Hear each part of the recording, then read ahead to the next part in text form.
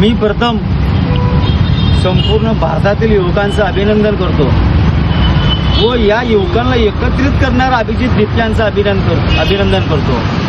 त्याचप्रमाणे या युवकांना व अभिजित दिपक्यांना संजीवनी देणारे सोनम वांगचुक यांचंही अभिनंदन करतो, कारण या सगळ्यांचं खूप मोठा विजय आहे।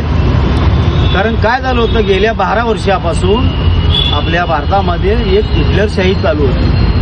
मोदी हिटलरशाही, अमित शहा हिटलरशाही। कोणताही आज भारतभरावर सुप्रीम कोर्टपासून ते खाली कर्मचारीपर्यंत सगळेजण त्यांच्या दबावाखाली काम करत होते। या दबावाला कंटाळून ज्या वेळी जे अन्याय जास्त होतो त्या वेळेस देवाकडनंच एक शक्ती उभा राहते, ती शक्ती म्हणजे युवा शक्ती, जनतेची शक्ती उभा राहिली।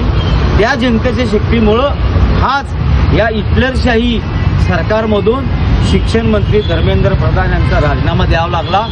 असंच एकजुटी युवकांनी दाखवली तर येणाऱ्या 2029ला मोदीला आपण सत्तेतून आपण खाली खेचू शकतो। हा संदेश संपूर्ण भारताला नव्हे संपूर्ण जगाला दिलेला आहे भारतातील युवकांनी।